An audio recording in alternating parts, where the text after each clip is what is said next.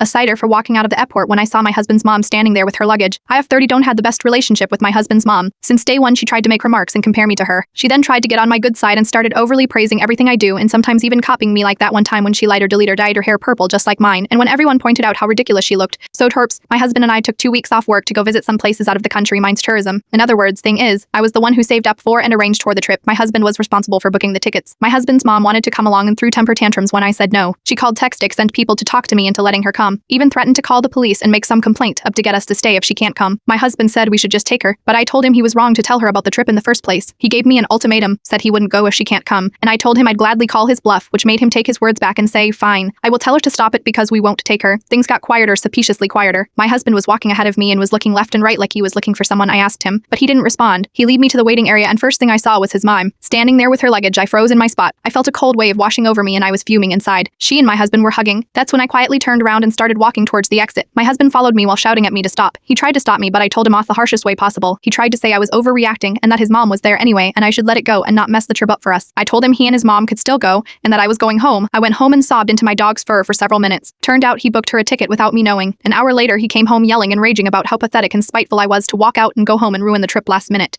I told him he caused this to happen. He said that I was being so hard on his mom, it's ridiculous. I refused to fight anymore, but he kept on berating me, then called my family to tell them that the trip was cancelled and that it was because of me. My family said that I shouldn't have ruined it for myself and should have sucked it up and done my best to enjoy. Did I really overreact?